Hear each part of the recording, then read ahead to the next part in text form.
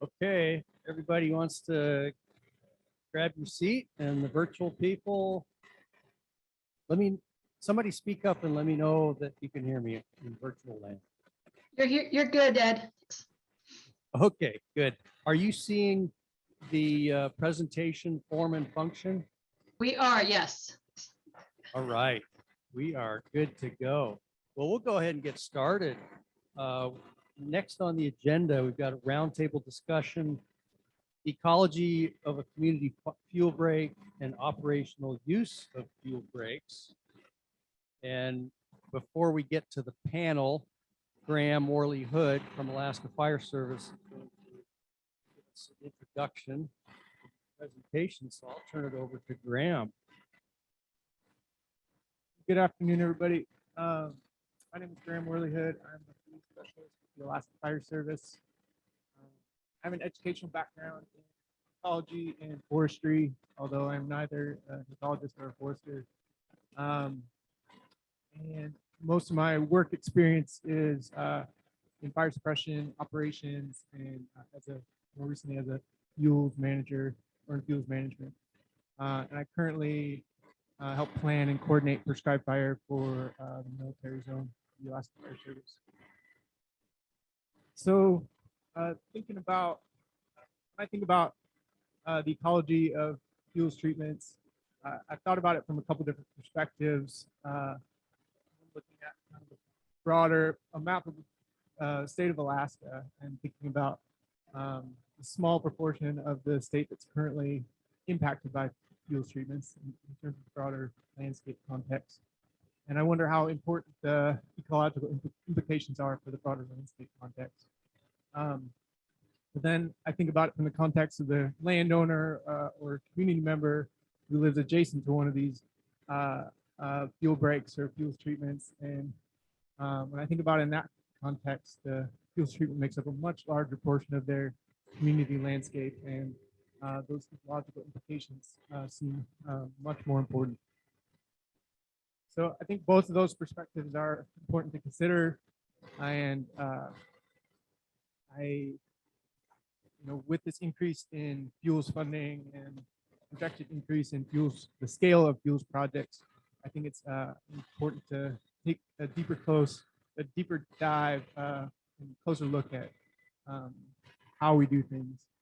And so I think it's awesome that you guys have coordinated this special session today and talked about these things today. I feel it really important. So common approaches, I think in general, this is a broad generalization, but I think fuels treatments are often often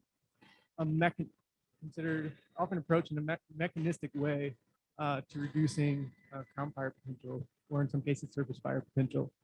And what I mean by that is we look at the problem, we have a problem, which is ground fire, and we address it by either pruning or limbing or removing ladder fuels to remove potential for ground fire initiation, or our problem is ground fire propagation or ground fire spread. And so we thin trees to even spacing and or remove trees in general. And other methods are type conversion, like Dan mentioned earlier, where we address the flammability of the vegetation. I don't know how widespread those are, but Tom had a note in there about it, so I added it. But it seems like it's something that has been done. So here we have a couple examples of a thinning unit and larger scale fuel break. So types of treatments can vary. Can be kind of broken down into two separate categories, which people have talked about today, so I won't dwell on it too much. But landscape fuels treatments, which are kind of broader, larger treatments that help break up the landscape. Point protection fuels treatments are more located around values at risk and could involve a fuel break around communities or thinning around structures to defensible space.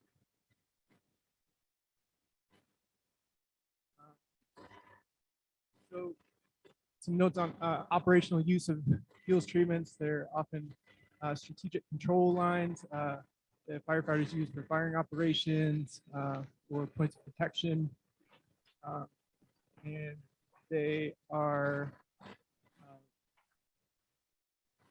but they can, can also be a fuels treatment around the structure, which is defensible space for firefighters.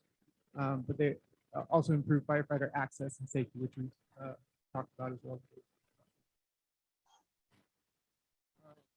One area that we might ask to discuss, or people might have questions about, is how to dispose of woody biomass. It's something that we consider in every fuels treatment we do. And one option is mastication, which is technically a rearrangement of the fuels. We're not getting rid of any fuels, removing crown fire potential, but we're then putting the fuels down on the surface, which has implications for fire behavior, pressure control, vegetation, and so on.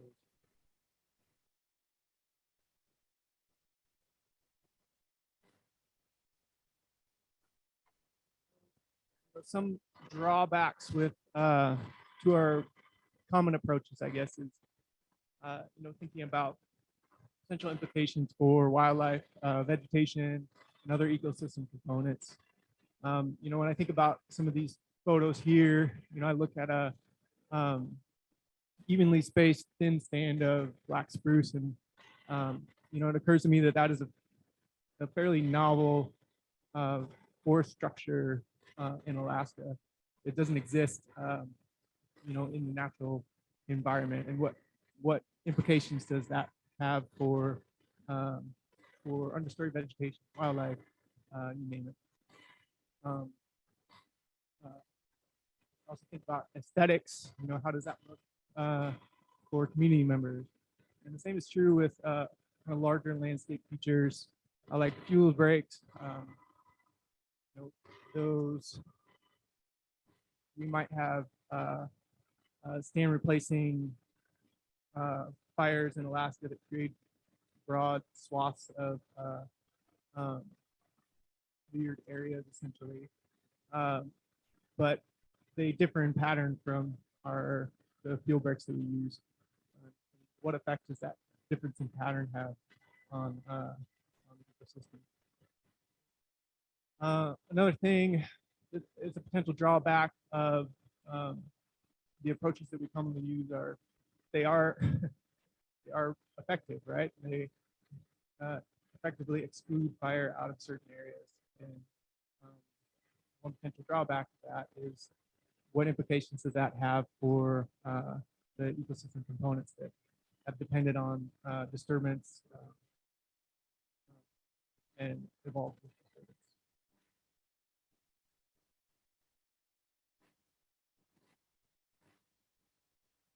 And then thinking too about effectiveness.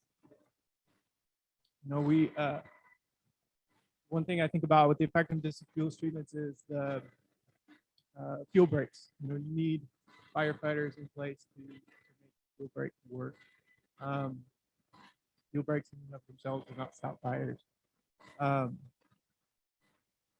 then I think about, this here's a photo of prescribed fire, fire that happened, I think, in the late 90s or early 2000s. And this is the haystack fire that burned this past summer, which received, the crossfire received spots into it, but no fire carried through it. So it effectively stopped the fire. I mentioned earlier what fuels treatments have the biggest effect on fire and are most effective. And there's been a lot of research in the lower 48 on fire fuels treatments and fire surrogate treatments, and there's been meta-analyses that have looked at the effectiveness of fuels treatments. And it seems like the clear winner is treatments that include crown thinning and surface fuel reduction in the form of prescribed fire. That there's a lot of differences between the lower 48 and here.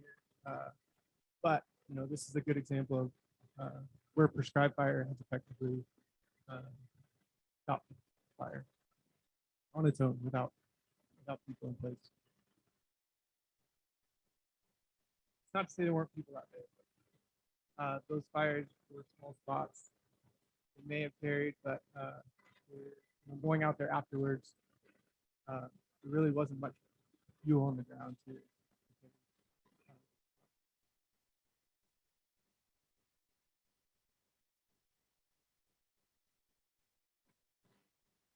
So, thinking about some possible alternatives, this photo here is from Nathan Wojcicki.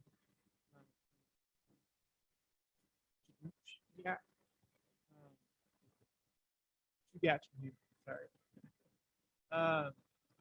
And he had mentioned that they left some leave islands within their fuel breaks in order to kind of break up sight lines. He mentioned it was so people couldn't shoot a moose from 400 yards away. So there's certain things like that that can be incorporated in fuels treatments that kind of help to address some of these discrepancies between shape and form of the fuels treatment and its effect on ecosystem. Another one is tree clumps, leaning tree clumps. Krista Murs with the Alaska Fire Service mentioned when he was still working with the hot shots that they noticed in areas where they had evenly spaced trees that they saw a lot of blowdown. So he said if they leave their trees in clumps, it avoids that issue of blowdown. There's various things like that. One concept that I've been interested in or kind of excited about lately is the concept of emulating natural photo from an experimental forest in Canada. I think it's called EMEN, ecosystem management emulating natural disturbance. And I believe it's in Alberta. But they have a long-term, they're doing long-term ecological research on forest treatments that emulate natural disturbance. And you can tell from this aerial perspective, essentially looks like a fire star. It has leaf islands, retention islands, and retention clumps. Much more natural landscape. Natural look.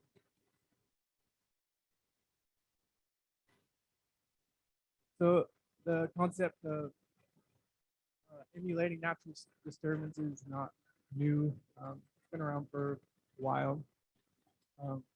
Essentially, the natural disturbance emulation approach is based on the assumption that by emulating the attributes of natural disturbances, it is possible to maintain or restore ecological structure and function in managed forests and thus maintain biodiversity along with ecological goods and services. Some Stockdale et al. Publication. Looked at emulating natural disturbance and its components relating it to fire regimes.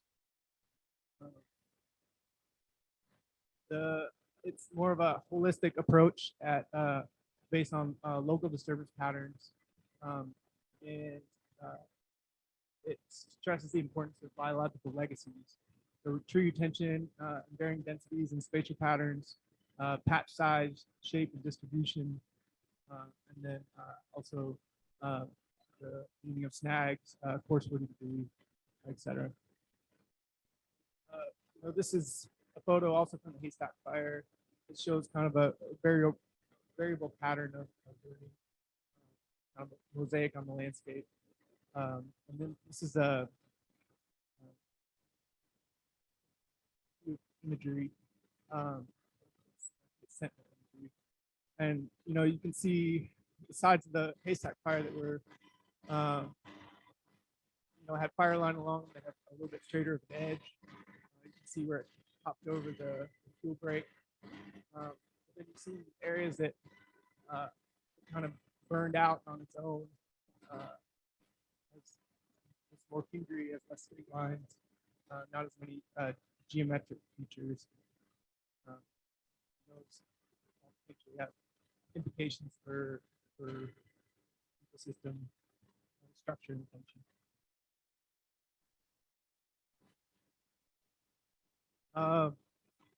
So thinking that this idea of emulating natural disturbance has been used a fair amount in the context of fuels and restoration projects in the lower 48, specifically in frequent fire, undersea pine forests, and mixed conifer forests. But they've stressed on the importance of variation in tree spatial patterns, and highlighting that where you have a clump of trees, you have more litter fall, you have different understory vegetation, less sunlight, different moisture level versus the open areas. We see more sunlight, we can have more grass. Understanding of diversity on the landscape that promotes ecological function. Here's kind of the aerial view of what that looked like, what pre-settlement structure, historical structure looked like, what forest structure looked like, and what their planned restoration treatment was.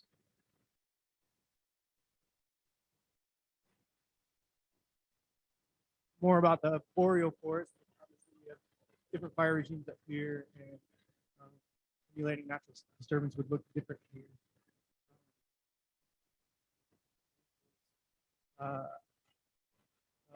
What a harvest might look like, with little retention islands, peninsulas, that sort of thing. And then here's kind of comparing the clear cut style of fuel break with versus natural disturbance.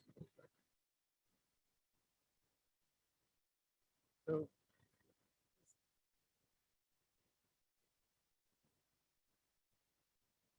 that's all I had for my slides. But, I just wanted to kind of throw out these ideas because we're talking a lot about treatments and upscaling these treatments, and ecological considerations of these treatments. And, I don't know the extent to which these things have been discussed in the last week before, but I thought it was worth bringing up discussion today.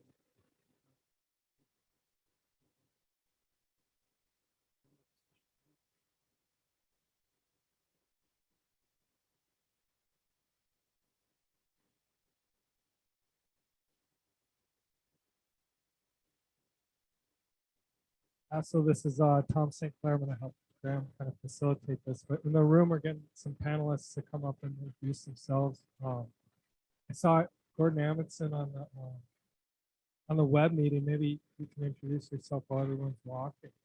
Just name and job title. Where you from?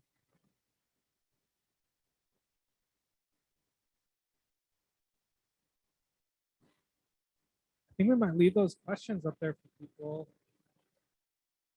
I need to recruit Jeremy to watch the chat over here. Too high tech. See, I think that's Gordon. Anyway, Tom St. Clair, and for the purpose of this panel discussion, I guess I am a fire behavior analyst. I think that's what I was going to bring to the table.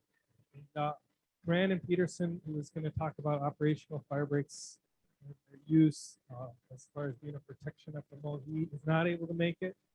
Gordon Amundsun looks like he's on the call, but if he doesn't pipe up, we might rely on some other fire suppression tools. Casey, you're up here.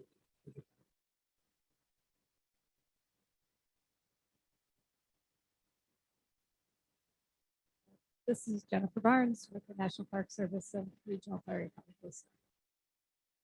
Eric Miller, I'm fire ecologist.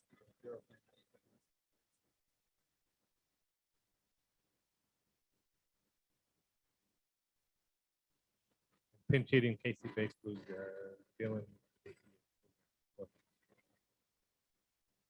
Cool. So, I mean, Graham put up some visuals and he just kind of asked some kind of questioning, inquisitive kind of things. And so I think that this can be a little more freeform because we have less panelists and it's less agency objective oriented. But people want to ask questions in the chat or just turn off your microphone. Jeremy's going to monitor. Otherwise, just start with Eric Miller because he's on the left side and see if you want to take it to the first question, which is what are the impacts of thinning, different tree spatial patterns, in terms of effectiveness, ecological effects, aesthetics, public perception, and everything else.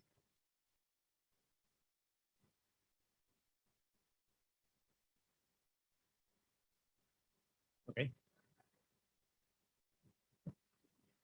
So different tree spatial patterns and thinning. I have some ideas there. I think I don't know, maybe you aren't familiar, but some years ago we did the demonstration plots around here in Alaska, and one at Fairbanks, one out the highway, and another one down towards Delta, and there were some different demonstrations of fuel treatments. There was a 10-foot bowl spacing, 8-foot bowl spacing, and then different prune heights. Some were pruned up to 6 feet, and some were not pruned. So the idea with those projects was to discern some difference between these treatments,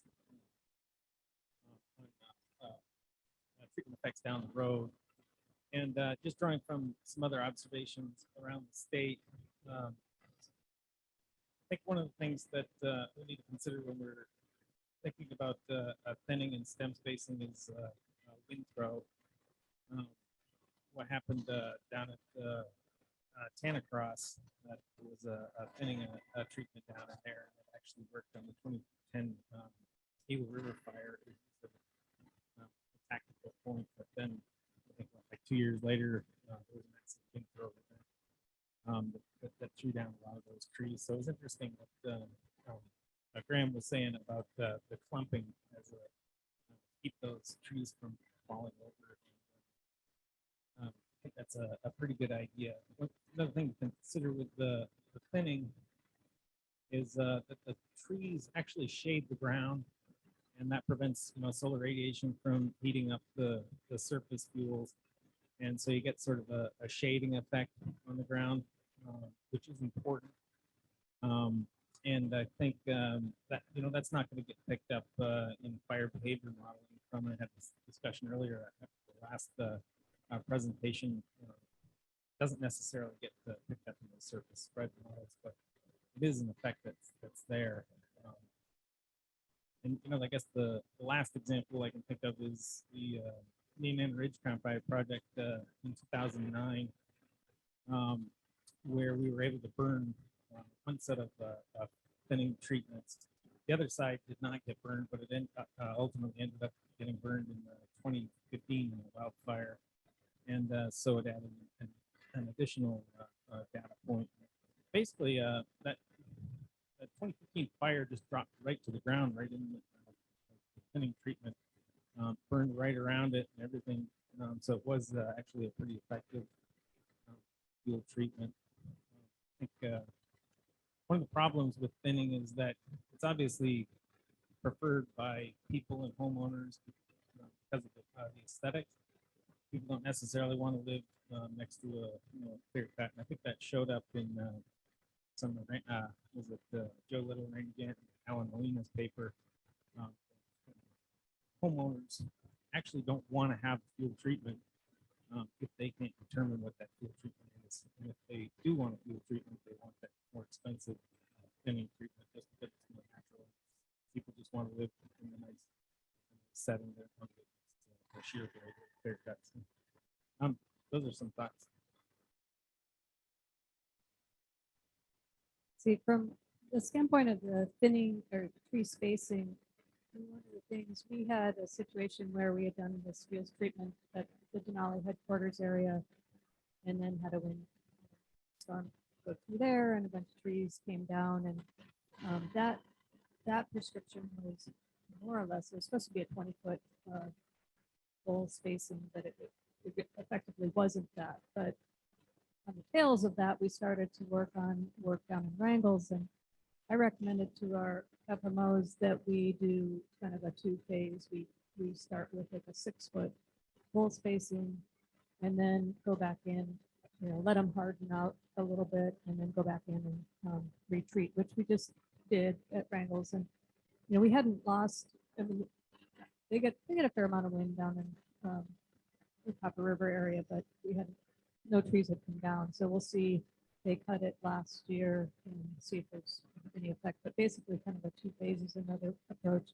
And I have seen the idea of the kind of clusters. It seems most effective for like the skinny black spruce. You may not want to do that. I mean, and that's probably what they're doing instead of like the white spruce forest type. But yeah, I think that's, I mean, the option of 2 phases. It's also a lot less biomass to take out all at once. So if you can spread it out by 5 to 8 years, that might be another way to go about it. I think you hit pretty well on the aesthetics, and I was just talking with Dan and Sue about like would we ever have a massification project go on park lands, and that is something that I think most people are not going to be very accepting of, but yet it's probably your most cost efficient way to do a fuels treatment. So I don't know whether we'll ever see that, but I think there's that aesthetics. People don't mind a parked out forest, but they don't want to see a clear cut in their park areas, I guess. Maybe Casey, are there any thoughts like from a firefighter perspective on these things? Yeah, I can put it into the kind of firefighter suppression side of things, and of course the preferred or the most effective one is going to be your clear cut, no spacing, I guess, in that one, and that's just because the fire will pretty much stop there. You're going to be picking up spots across it, and it also gives access to vehicles and stuff to the fire edge.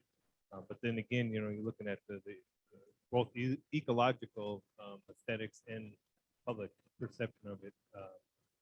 You're removing all the trees. Nobody wants to see that. You can see it from outer space. A lot of these fuel breaks. So it's just it's a big deal. But as far as like a firefighter effectiveness, that's the best. But also even thinning, it drops it out of the crown. It gives it firefighters some place to safely go into and work off the fire, and then build off of it as well. If they got to do some work there, it's also less time to do it. So even just a pioneer type of wine that they can access it, instead of spending 3 or 4 days prepping it, one day ahead of the fire. So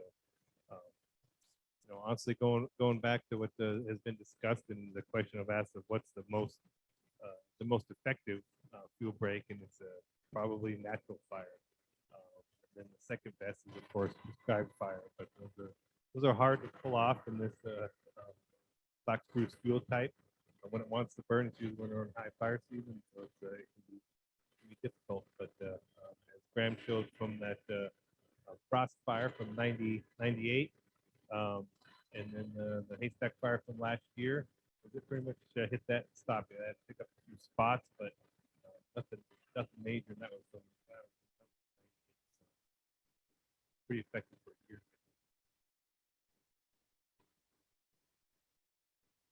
Yeah, question from Chris May. Yeah, I think this is a follow-up to Graham. You have made the point of some of the most effective treatment is using prescribed fire to remove the duff and find fuels after whatever type of treatment is done. I was recently in Helena, and there's some new research there that's showing that duff layer can really carry the fire. So the removal of that's, I think they're recognizing to be more important than perhaps we did in the past. So my question is, we've been using mastication a lot up here. That leaves a lot of that stuff on the ground on the duff layer. So I don't know if that same situation exists here, that the fire is carried as much by that layer or not. But any of you guys thoughts on that aspect of treatment?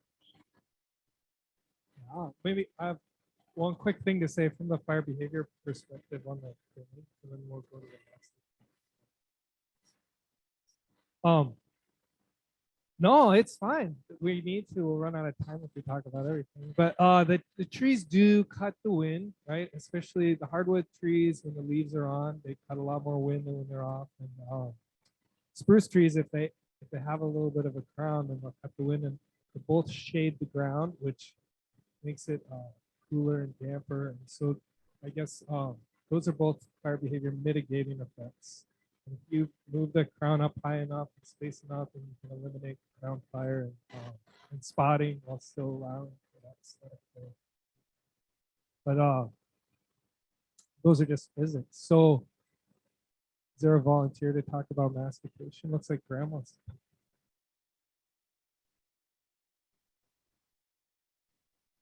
I know that it's come up a few times that the public prefers not to have clear cuts and maybe a large clear cut fuel break. But I wonder if that fuel break took a different form, if they would be more accepting of it. If it had rough edges or peninsulas or retention islands. This is Clay Hoyt from Chugachmute Forester. Can you hear me? Yeah, I got you. I think it's a slide forward or so. It was with the big mastication with a couple of islands in it. I can give you I was actually tromping around on that site last week, and this was about 5 years ago. And it looks, when fresh mastication is not super pretty to look at, but right now there's 8-foot aspen suckers everywhere, big bushy willows. The thing we worry about is grass component coming in, and that's competing with those shrubs. But it looks like, if you're standing on the ground out there, you can see that big black spruce island, but there's a lot of hardwood regeneration. And like I said, there's places where you have a tough time looking across because there's some pretty, the willow and the aspen are doing fairly well. And this is 5 years ago. So it changes fast from kind of a wasteland to now you got trees, so just observation. Yeah, thanks, Clay. It's helpful to hear what the progression looks like in the students.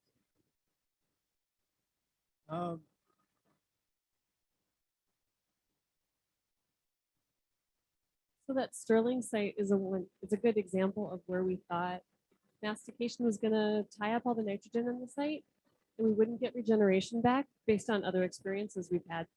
But what Clay just described is really great moose habitat. And so it worked out really well, and they have a little bit of cover because they have these islands and stuff. So this was all this big partnership effort. And so now it's on the refuge side in some sections, but it's shared land ownership between CIRI, Kenai Peninsula Borough, Kenai Natives Association, Salamatov, and the refuge.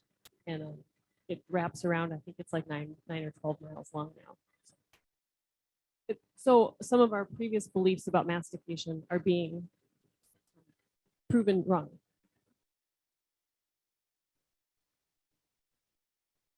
I'll go on a little bit on mastication. There's sites on Army lands where we don't want that woody debris, and we've masticated. And so we've experimented using breaker discs put behind farm tractors, and we've been able to incorporate the mastication into the duff and sometimes the organic layer. And now, technology, industry sees a need and technology has met it. There's things called basically deep soil masticators. So they're extra long tines on those masticating machines that can subsoil. And there's forward mounted ones like you see on traditional masticators, and they'll go through and they will down 6 to 9 inches. And then there's also a company in town that runs a subsoiler behind a farm tractor. So they crush the woody debris, so go through your forest, crush it down. This machine, if it can drive over it, kills it, and you can set the depth up to 3 feet.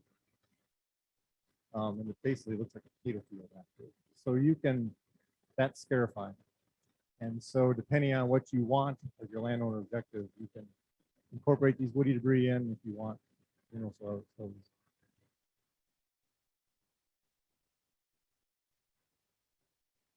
Yeah, I guess one more thing on this full mastication site here. that Sue and I were talking about. I wasn't around when they implemented the treatment, but they left some big aspen trees, and just the masticator rolling around on the root collar of this thing, you can tell that I don't know if that's disturbance, what it would have done if it was, you know, cleared out and you have just a lone aspen and a clear cut like we were talking earlier. But this masticator is rolling around and stimulating those roots, and it's kind of, I have some pictures I'll have to share, but pretty prolific regeneration around those little clumps of mature aspen. So it was good to see. Thanks, Mike.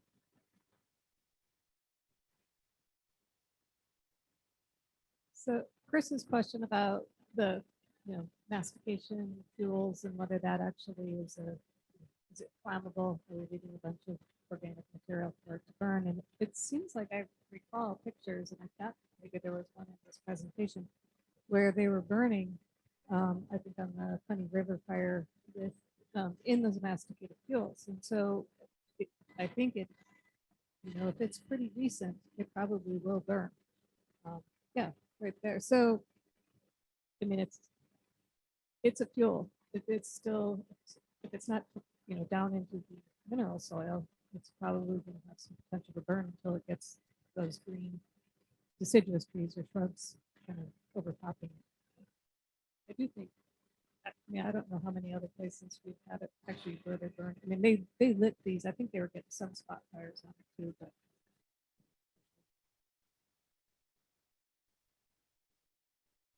And that I'm going to go into the suppression side of things too. Is burn on the Funny River fire and that fuel break. I was there for Swan Lake, and you're looking at utilizing the same fuel break for Swan Lake fire, and a lot of the conversations came up of burning it, and we did not want to, because we didn't want to burn that and have that basically mess to clean up, that it would burn down, keep into the organics and cause issues, but also this is suppression side of things too.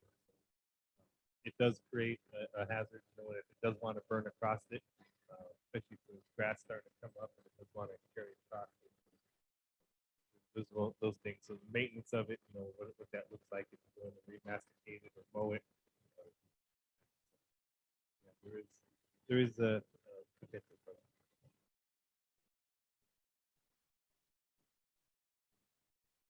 Chris has a question in the back.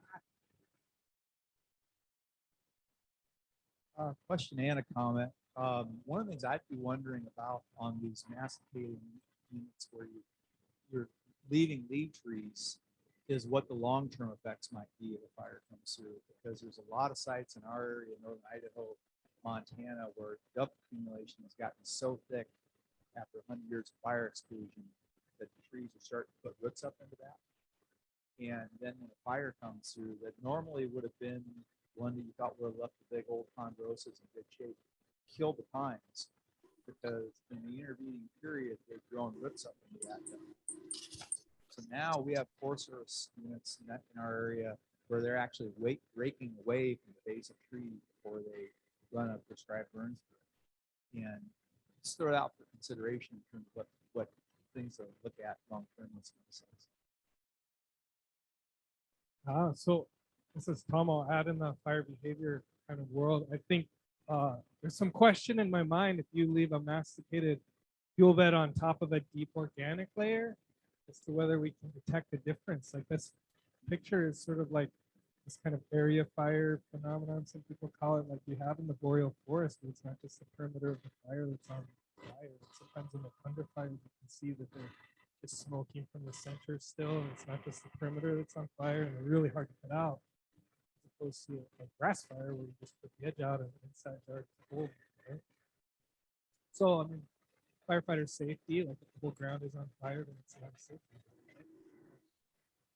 Other sites don't have like a south facing Banana Ridge type place in Fairbanks. If it doesn't have a deep organic layer and we masticate it, then we just created that. So yeah, does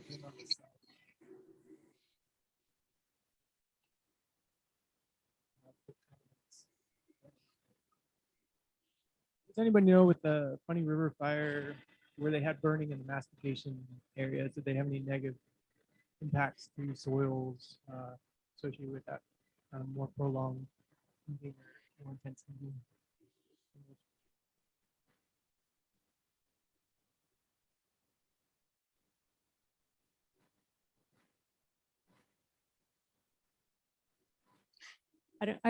We did some burn severity work with the Fish and Wildlife Service out there a year afterwards, and we were in some areas that I couldn't even tell you if they had actually burned or not in the masticated area. So I guess I don't really know.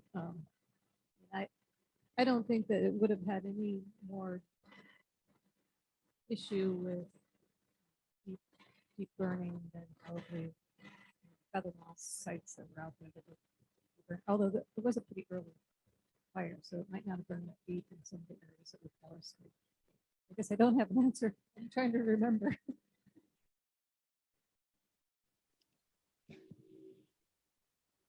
Hey, Tom, this is Gordon. You guys have me? Yeah, we got you. Yeah, I thought I'm having a hard time hearing your guys' end of this conversation, but I thought I'd hit some of those bullet points for the Fairbanks area fuels program. If you could bring up those bullet points, I can hit those if you want me to. Yeah, go ahead, Gordon. Okay, I'll try to make it pretty quick here. Listening here this morning, I thought there was a couple really good questions, and I like the one in particular about where would you put what's your idea of the perfect fuel break, and that kind of goes into the last bullet point on this page, and I think in my mind, it's a fuel break that's within 30 feet of somebody's house. It hardens their house to the point where it can withstand a significant fire event without a whole lot of suppression forces to help it. I think the perfect fuel break, not only is it by its people's houses, but it's initiated at the local level by the property owners, the community planners, and the community leaders. It's not going to take a lot of, where communities are planned with the idea that fire is going to threaten them, and they need to harden the homes and infrastructures to withstand it. And that way fire can burn more actively out in a more natural way. And we wouldn't have to do these monster fuel breaks with heavy equipment and, disturbance sites quite so much. So for me, the best fuel break is really Firewise. It's clearing vegetation 30 feet from houses, building houses with Firewise and fire resistant materials, and then planting those communities in a way that hardens them against fire that will be occurring. Fairbanks area, we've done a lot of fuel breaks. We've done shaded fuel breaks, and we've done large scale mechanical treatment, shear bladed units. And they both definitely have their place. The shaded fuel breaks are much more expensive and labor intensive. We're going in with folks and cutting the trees with chainsaws, piling, and then burning within a couple, 2 or 3 years. And it's really expensive, but it always got a lot of support from the communities around Fairbanks. They're the locals, or where we're up against private land and people's private property and where they're living. The biggest concerns are creating access for people that live outside their communities. Is always the biggest. They don't want us creating fuel breaks and then having the whole borough showing up with their snow machines and rifles to recreate on that fuel break. And that's a concern that we found is really easy to manage. We just, we work hard to not create access to some of these fuel breaks. And really that's the major interest that we get from private landowners. Otherwise, they're super supportive of these shaded fuel breaks that we put around Fairbanks.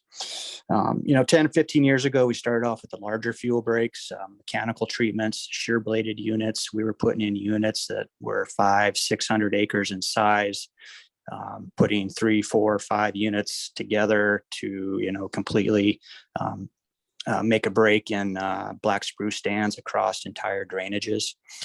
We always figured that a 1/4 mile wide shaded fuel break or excuse me, a quarter-mile wide shear bladed fuel break was wide enough to stop, 98% of any spotting that would occur from a crown fire approaching those fuel breaks. This chance of a spot getting entirely across is pretty slim, and slim chance of it carrying fire into the subdivisions beyond the fuel breaks. Obviously, you can get spotting in the fuel breaks. You get a lot of grass, and fine fuels, and some dead woody material still remaining in those shear bladed units. But the effect of the treatment is that it's a ground fire. It's a lot less intense. It's not spotting as far. You got a lot more effective with aerial resources, and even ground resource can get in there and attack a fire successfully in those large scale fuel breaks, shear bladed fuel breaks. One thing to contrast are shear bladed fuel breaks with mastication. I think the key is that by shear blading, piling, and burning, we are removing a lot of woody material from the site. And I think that's going to make a huge impact on what kind of fire behavior and intensity of fire you're going to see within those fuel breaks. It'd be interesting if somebody could, with firsthand experience, could compare, fire behavior at the Shovel Creek fire outside of Fairbanks, any fire that came into that shear bladed unit versus a fire behavior that occurred in the fuel breaks down on the Kenai, where they were masticated and material was left on site. I did fly over. Was it this? Now I can't remember the name of the fire, Swan Lake, or which one that bumped fuel break. And what I saw, my observations from air attack on that fire is there was a lot of fire in that fuel break, and it was at an intensity that required an awful lot of aviation resources. And I believe they had to bring in heavy equipment to attack a fire, to secure a fire or spot fires that broke out in those fuel breaks, masticated fuel breaks. So that was something that kind of stood out to me. You talk about another one of your questions here is the size and shape of these units. I talked about a big shear bladed unit, big enough to stop a large crown fire approaching from 10 or 15 miles out of town. So those are pretty effective, and we can try to hold it at these large landscape level fuel breaks. The smaller fuel breaks, the shaded fuel breaks around people's homes and properties, those are really just a toehold for firefighters to get in there and someplace for retardant aircraft to aim for. And it's just the first, it's just kind of scratching in a control line around these houses. And, and that's, even though it won't stop a fire, it won't stop spotting, it does give all the tactical resources, firefighters and aircraft, someplace to get a toehold and start taking action. Tom, I think I'll just stop right there for Fairbanks Fuels projects. I'm definitely open to answering any questions. My office has put in probably 3,000 acres or more in the last 15 years around Fairbanks, and we're doing more, and we're moving into maintenance of fuel breaks. And so that's something that's kind of on our radar too. So that's it for me, Tom. Well, thanks, Gordon. Appreciate it. One question that I really wanted to make sure that we kind of talk about is this area that we're excluding fire from, like sometimes in between those large fuel breaks that Gordon was just talking about, and the small firewise stuff, like in the hills around Fairbanks and these type of locations. I don't know like what the ecology of those places are, but I know like when I take my dogs out and try and shoot grouse, there's like a lot of thick spruce and we like to be able to walk around there. Any thoughts on that one? Again, I'm no fire ecologist, but it's St. Hollywood Express, so I'll take this one. No, the effects of fire conclusion on vegetation, habitat, pretty much everything, their landscape flammability. I believe, at least I feel it's got a negative impact to it. We've been too good as a fire organization of putting fires out for years, and that's come back and shot us in the foot of our forests are it's a later stage of the successional stage and dying, but there's also a lot of dead and down fuels, a lot of standing dead fuel, and then these things called like beetles and tussock moth that come in and take the stand out. And then we also have another fire problem on our hands. And so excluding fire, to me at least, I feel is a negative impact. Now, however, it's difficult to achieve. If you look at fire history around Fairbanks area, there's a lot of little dots around Fairbanks, but there's not any big dots. So that means that we've been putting out fires for years, and at some point it's going to come back into conflict. And we're going to kind of with some of those, but it's hard to without having some sort of fuel break or some way of keeping it under control. So, anyways, that's my 2 cents. Yeah, this is Gordon. I'll address that too. You know, that's kind of something we battle with every day with initial attack around Fairbanks, North Star Borough, Denali Borough is we do have continuous black spruce leading up to subdivisions around the communities on all of our sides. And it will be very difficult to treat those fuels, around those subdivisions. And we can look at the haystack fire from last year, for instance, where we did have an old control line out there previously from 2004. And this lightning strike happened, just inside that fuel break near structures. And so I guess I would come back to, the best fuel treatment that we can have out there is to convince the public that they have to harden their homes and clear vegetation and flammable material away from their home so that that home can survive without firefighters there burning off from it.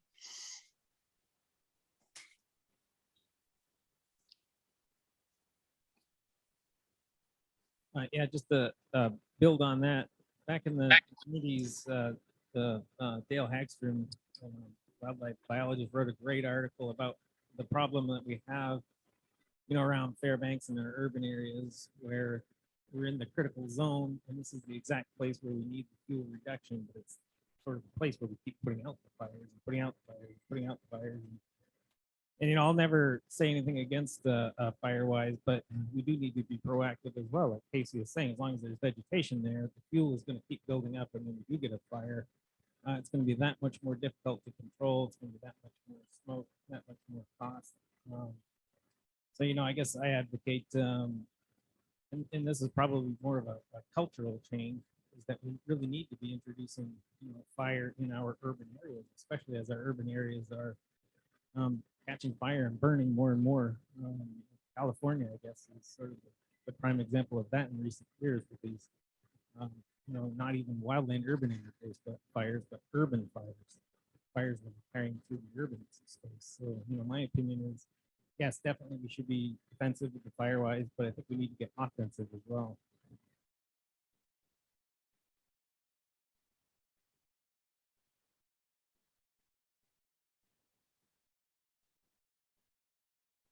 So you hit a couple good points that I can think off the top of my head. Sorry, closer here. So Mike, go ahead again here. I've got 15 plus years of prevention before FMO. So I agree with Gordon. We've pushed for years, but we haven't seen it in public, the Firewise. Get the structure defensible, basically, or survivable on its own. You've got a good point that I like that you made with the fuels reduction. That fuels reduction needs to be done within the subdivisions, not necessarily boundaries. The problem we have is doing the work on private property. Some agencies, some private organizations are there down in the states where they can go in and reduce those fuels within the subdivisions and then Firewise the homes. The other one is, which I agree with Tom, prescribed fire is difficult in the boreal forest with black spruce with just the suppression of the Duff layer. But prescribed fire, we need to figure out how to reintroduce fire into our ecosystem. And I'm wondering, some of these fuel breaks, we put them in and do kind of like what we've been doing in Delta for fishing game, is while the timber's still wet and snowy, we're going in and trying to reestablish bison and moose habitat and field systems that have overgrown. Probably do the same thing with those field breaks. The big thing is manpower and training. most of our folks for prescribed fire are firefighters, fire suppression, and they need to learn the proper techniques on prescribed fire and fire implementation versus just throwing fire on the ground for burnout type operation.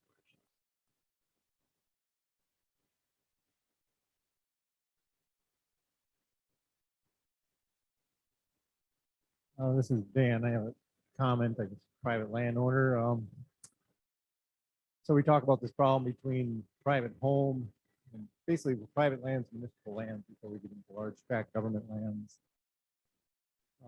I see part of the fire getting in that landscape would be good. It's extremely technical. Probably reduces its operational ability. But there's probably not enough government money to treat the fuels in these areas. And so I think part of that is an incentivization for private industry to put value to this wood fiber. And is there a way that we could partner with the private industry to utilize that material? Jeremy referenced Toke and the great stuff that they've done.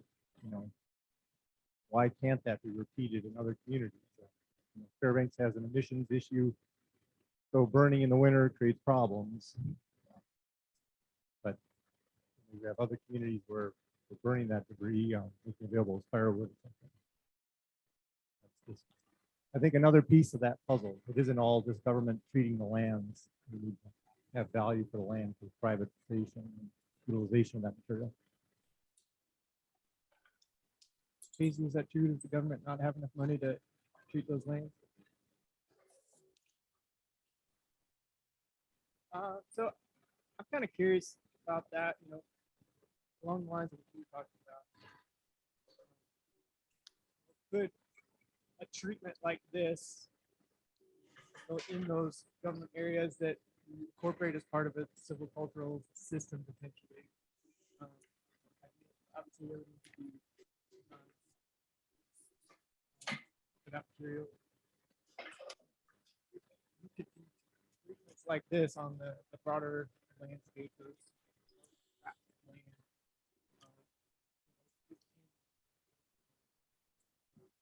Help break the landscape. Would it have an effect on fire behavior? Would this be more preferable to clear cut or then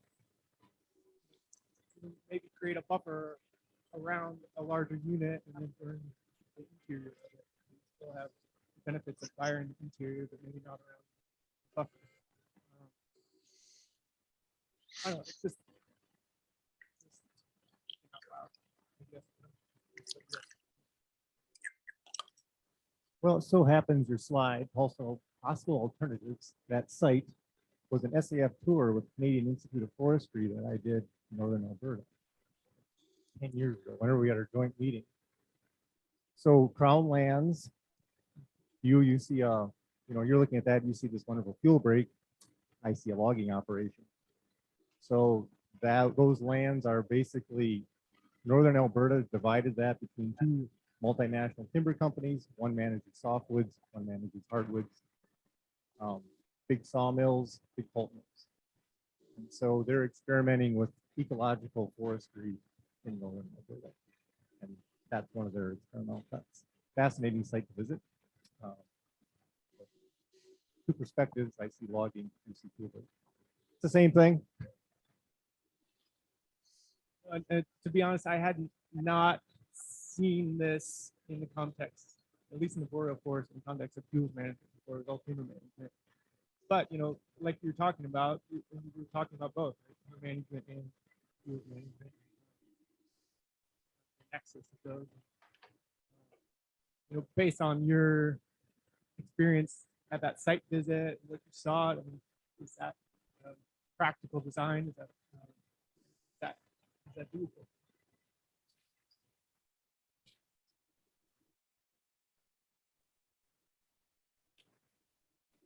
It's the industry that we don't have that large scale industry. So we're dealing with fairly rudimentary industry in interior Alaska.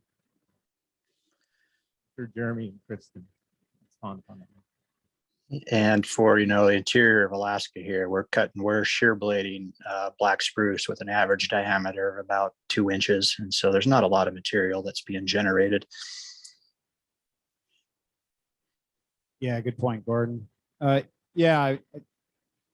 to Dan's point, he's right. We don't have the industry. I mean, Tom Paraguay, when biomass was really kicking off in interior, Tom Paraguay approached the division about designing units that look just like that, what you have up there with islands, maybe some connectivity between the islands, patches. And that, I think, would mimic natural disturbance more, but like what Gordon's saying, most of the places where we put fuel breaks, that material is not merchantable and there's not a lot of material. We could find an outlet, and this is like the holy grail of being able to do this. But if we could find an outlet for that material that would pencil out for somebody and be profitable, then that's the ideal situation. But that's just a really difficult thing to do on public lands, and then getting into private land, then that's that's much more difficult. But I mean, we with Aurora Energy Solutions, and they're interested in hardwood, so it's not an area that where we're looking to do fuel breaks, but there is a little bit more opportunity than there used to be for designing this stuff from a wildlife perspective, but not so much from a fire mitigation perspective.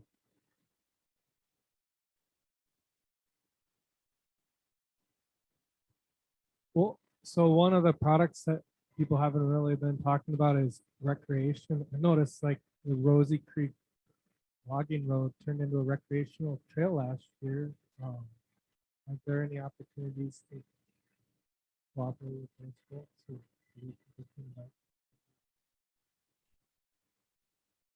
You can't hear me? It's terrible. Okay. So I was just wondering about recreational projects like the Rosy Creek logging road is a trail now, and there's ski trails around town and these different kind of things. That's a product, right? And it's a product that's in high demand right next to neighborhoods. Obviously, we've already covered that the actual homeowners don't want it right next to their house ever, but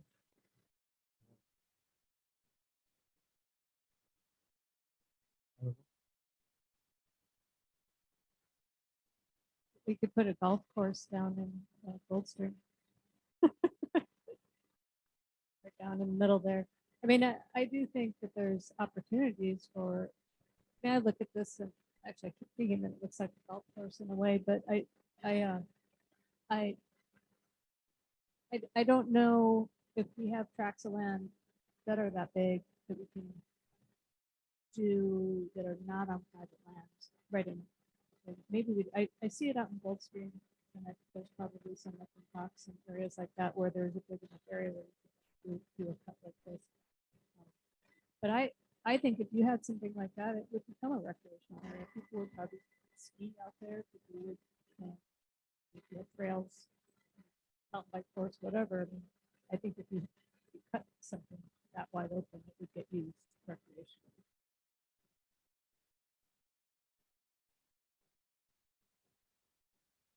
Yeah, as far as the interior, I think, I agree with what everybody else has said about like a treatment like this or recreation. But if you're looking more, towards Anchorage and some of these areas where they do have a lot more communities by this side out there, this could potentially be something new, but it's going to be hard to sell. But again, because it also will open up for recreation. I would say you're going to be half and half.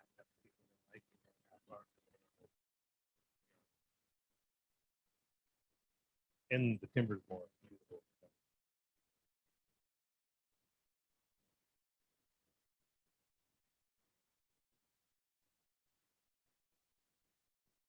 First of all, Tom, they are still logging roads. They're not ski trails. People just can ski on them if they wish to. I would say, like with Murphy Dome, I mean, that's a big clearing that, I would agree maybe I wouldn't want right next to my house, but that has turned into kind of a destination spot for berry picking, for moose hunting. There are dog mushers that run tours out of there. It's there's a lot of recreation that goes on from that perspective. And like I often like Toke is the opposite end of that. The public, at least from what I've been told, do not like that big clearing. It's changed some of the wind patterns and it's affected private property. But I think there's, like what Casey's saying, there's probably a little bit of both on all of that. Some people will like it, some people won't. There's probably a lot of opportunities just to, like what's going on, like I just said, with Murphy Dome, just a lot of different use up there. So there's some potential.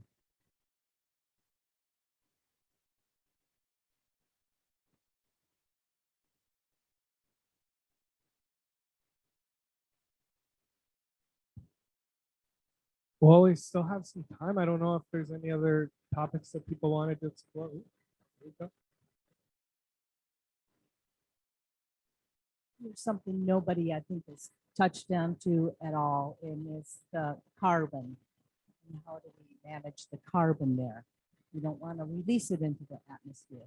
It seems to me like the mastication that's going deep into the ground is probably a good way to preserve that woody material on the site without making it that more vulnerable to emissions of carbon.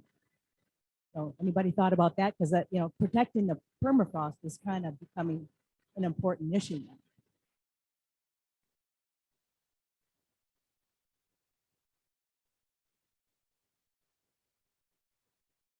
Yeah, I'll add some thoughts. This is Chris again here. I was thinking about that when we were listening to the NSF proposal. They were looking at thaw depth and how permafrost was affected, but I didn't see that they were doing any calculations of emissions, which would be kind of an interesting piece to add to that, because you're releasing, some pretty old carbon when you degrade permafrost sites. So if they could add that into their work, that would be probably a valuable piece of information. Fuel breaks are only going to cover a small percentage of our landscape. So in the big picture, it might not be a big emission, but certainly fires are affecting the active layer and resetting the active layer. And certain years that active layer drains and you get, I think the Tutundic River fire is a great example of where, it volatilized off, tens of feet of organic material up there that had thawed and drained. So it was drying up the berm. I think Randy Jant did some work on, I'm looking at the front here, but I'm pretty sure there's a paper that estimated what the emissions off of that fire were actually. It's pretty significant. North American scale. So that's probably the bigger issue, but if they could add that information to what they're doing, it might be some useful data points. Chris Davis here. So I'm just going to blabber some stats on this, kind of out of curiosity. Not sure if they necessarily apply to Alaska, because my experience, a lot of my experience has been down in the Northeast. But my first thought is with mastication and putting a lot of material on the ground, we do have a very slow rate of decomposition. However, decomposition produces methane, which is 20 times more a greenhouse gas than carbon dioxide. So that's a consideration. Listening to the comments about plowing the material in, that's really interesting. And I don't know how that would work here. If your soil's warm and you aerate them, you increase your rate of decomposition. Now, Alaska doesn't follow all the rules that the rest of the world does, and maybe it wouldn't, but I think those are very big questions to ask before you act on the large scale.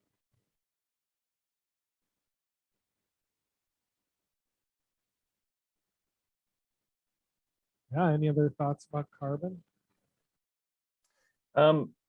This is Clay again. I'll add, I guess, just something that I know about, and we've talked to a group called MinoCarb. They're trying to understand how much material is coming off the landscape the next 5 years. Specifically, fuels break material that's on the road system, and what they do is they're making biochar. They're superheating these fuels into biochar, and then they have some entry into a carbon market, and they're trying to develop a market for using that ash, that biochar, as a medium for asphalt and maybe some gardening additives. But nothing's come. I think they're working in Washington right now, but a bunch of Alaska-based folks, people. So I have a contact, but nothing feasible as the fuel break kind of stretches along and haul costs increase. It just doesn't seem like it would work out just based on the carbon offset market alone. So they need to do something with the material. But anyways, just thought I'd throw that out there. Yeah, thanks, Clay. Well, I'm looking around to see if anyone else has any other comments about fuels treatments, ecology, social issues, size, scale.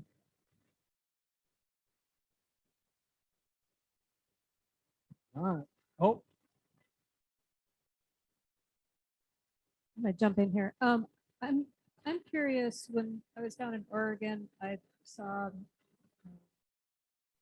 where people were coming in, they were just thinning around people's houses, and they had a grant to do that. So they were contractors, but they didn't, it didn't take a lot. They just knocked on the door and said, hey, we can come and thin and do all this fuels treatment around your house. And I don't know what we have in place, but that's going to be a lot more likely that somebody's going to say, yes, yeah, please come cut around my house, as opposed to us telling people, go cut around your house, because there's people that just don't have the time to do it. So is that an option? Is that, with all this money that's coming in, do you think there are possibilities? And I think I look more towards the state, as like, is that a possibility to actually do grants where people are contracted and they just walk through the neighborhood and come up to Chris and I's neighborhood and do some firewise around it? And that it looked great. It was amazing to see what was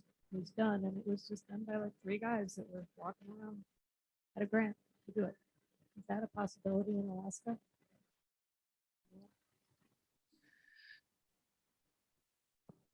I don't know. Is Jen Schmidt still on the meeting? Maybe not. But This is Gordon. I could speak to that just a little bit, maybe. go ahead, Gordon. That's always I think, that's the key, is to, what's the best way to motivate people to clear around their houses. And, I think in just a general sense, I'm probably going to hesitate away from, well, I'm always going to probably prefer to, put money out in the public, either if we're going to have some sort of cost share program with the homeowner to encourage them to clear around their house, or try to get grants to develop other means of removing fuels from around people's houses. There's been a lot of different ideas on that, different, but to have government employees come into private property, I think you start getting into a tangle of maybe some various issues, and I think it's just better to try to get money out into the private sector and not be empire building within our agency and hiring more and more people to do these projects. I think, one recent brainstormed idea I've had with the 2 boroughs here is, to get a grant to hire a contractor to drive around a road service area or a neighborhood with a chipper, and homeowners can bring debris out to the road on a given scheduled date, and have that material shredded and driven away, or shredded left on your site if you want to use it. The borough could pay a contractor to do that and hit this road service area this week, a different road service area next week, and you could have a schedule a year long to help private homeowners get material off their site. So I think there's lots of options that are out there that promote the private sector and don't create a huge administrative burden for the agency. Thanks, Willie. Sarah. Good afternoon, everyone. So, and sorry, I've been kind of in and out of the meeting today, but so the Division of Forestry has a new fuels program, right? And we saw Darren Finley up there. So that fuels program is very in its infant stages, but one of the things that we're doing is being able to, and I wouldn't say that we're empire building, we're just kind of getting, we have 3 positions now to be able to start getting this money down to where it can be applied. Thanks for bringing up what's happening in Oregon. So we have, so ODF, Oregon Department of Forestry, has a really robust stewardship program. And so they get federal funds that then go through their stewardship program into contractors. So it's not employees going out onto the private land. But thank you so much for bringing up that observation. And that's something that in conversation with ODF, we've been looking at what has worked in other Western states instead of recreating the wheel, or what other state agencies have done with the federal funding. And now we're getting a huge influx of new, fresh infrastructure federal funding to be able to even maybe bolster that up. So thanks for bringing that up. I guess the only other thing I wanted to say with when it comes to being able to do fuel projects on private land and that cooperation with the boroughs is there's a new program through the infrastructure funding called Community Wildfire Defense Grants. And that's something that the state of Alaska has opted in to work with the Forest Service to basically be the pass through to get the funding from the infrastructure funding down through us to the boroughs. And for them to be able to get that funding, they have to have updated CWPPs. So we're working on that with them too. So those are just some tidbits of the things that are happening in fuels with the Division of Forestry. Thanks.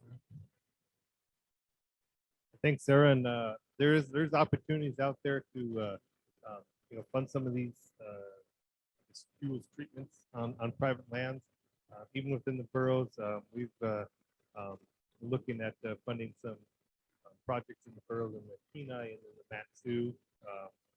That they get on through the grants.gov and put into an application there. We can put some work in there. So I think that's a good opportunity. There's also, I believe, coming back to your comment, Ken, the opportunity of funding folks to go around and work around people's houses. Oregon is definitely one of those, and in California the same way. When I lived there, they kind of the same thing with CAL FIRE during their DPA. But I was the only one in my neighborhood that said yes. So I think it could be something that we look at here. I don't know if it would necessarily work or not. The neighborhood you walk into here, you better have extra or done. So I think it's and once you start doing the work, especially if there's smoke in the air, is when you're gonna get buy-off. But in the last couple of years, when there's not smoke in the air, that's when people lose interest. Respect for that topic for Wow. Cool. Any other comments about private landowners incentives? So, yes, the back. Comment from somebody that's been through one of those several rounds of those kind of programs in North Idaho. It's not necessarily a public versus private sector discussion. If you have public money for people to hire private contractors to do it, one of the benefits of that is the contractors become a resource in that community after the grant money runs out potentially. So we now have a larger number of contractors in our region who are capable of charging the right amount of money to be able to do these small strips. And increasingly, we got people who are willing to pay it.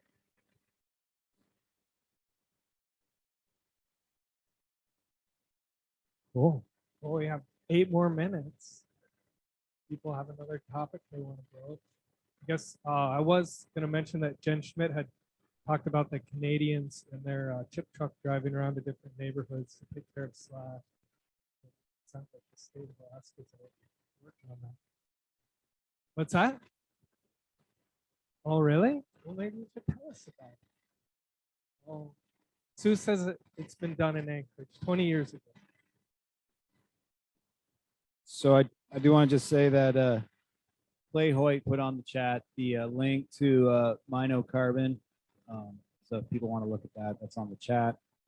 And then the only other comment or topic that I would mention is, I've talked to firefighters in the room and online and people that have a lot of operations experience, this idea of converting to a hardwood stand. And I know that that means a lot of different things, and it depends on density, what kind of stage that stand is in, but does a hardwood stand function operationally as a fuel break?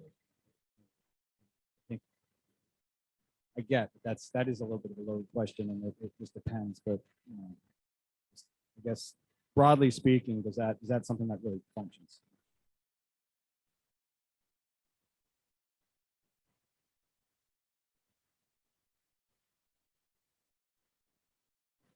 Well, I guess from the fire behavior perspective, yes. In the spring, like right now, when you look around and the leaves are off of those hardwood trees, it's pretty dry and that litter can burn, human starts. But once they leaf out, they cut the wind and they shade the vegetation, and they don't have that deep understory layer or a deep organic soil layer that the spruce trees have. And the birch bark can catch a little bit and grow a little firebrand, but it's not spotting a quarter or a mile away.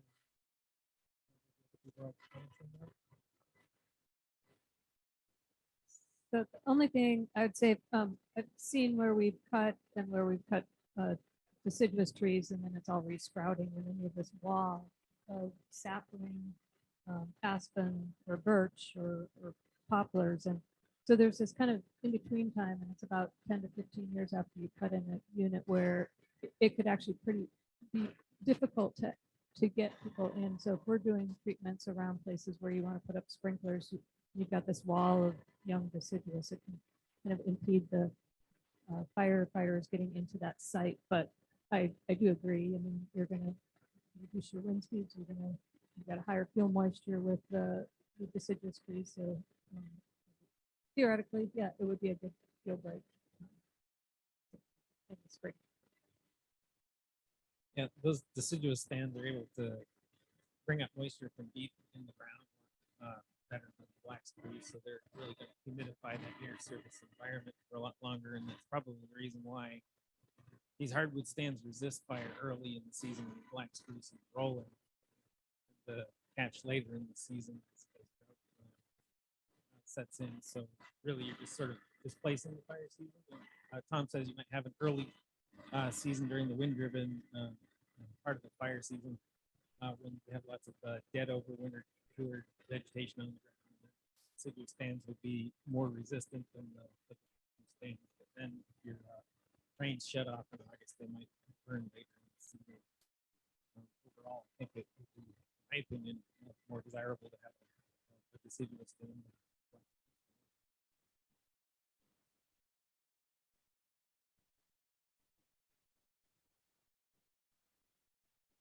I have some maybe some research questions for, I know we've been talking about a lot of different concepts here, and a lot of them we tried in Anchorage, 10 to 20 years ago, however that 2001 to 2011 and beyond.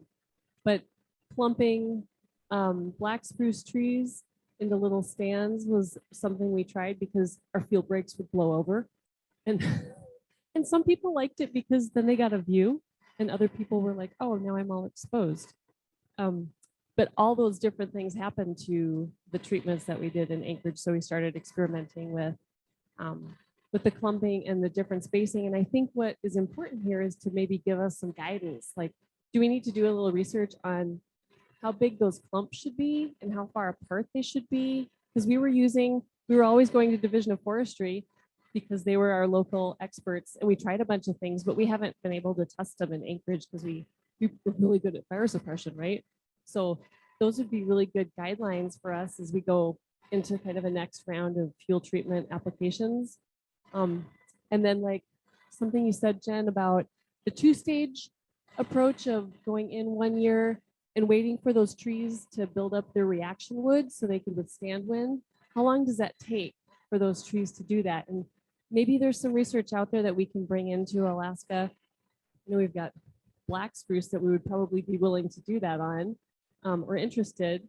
And maybe there's some research in other countries that we can pull from, or do some test sites we can figure out what that timeline is, and maybe throw in a weather station in there and get some wind measurements to double check what we're doing.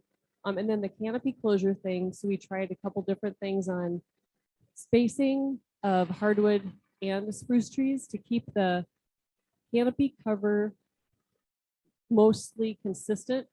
And that helped dampen the grass encroachment in those sites where grass was likely to come in. And then I think we could do some tests on using a densitometer to find out what a good ratio of coverage is. So again, we have some metrics to use and apply to our next round of field breaks.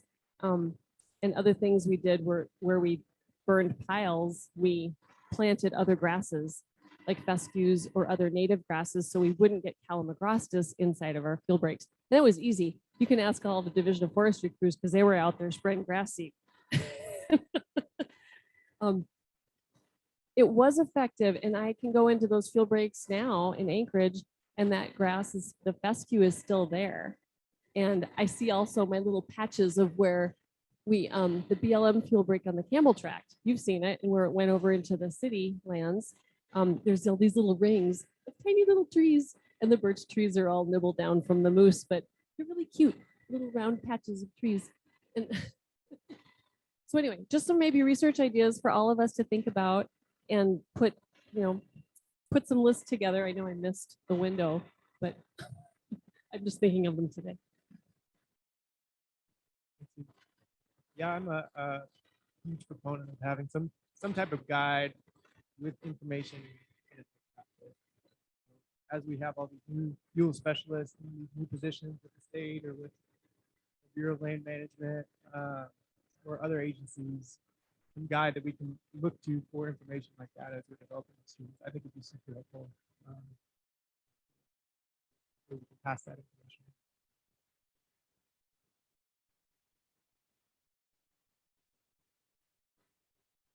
All right, any last comments? I think we're out of time. Time for 2 or maybe 3.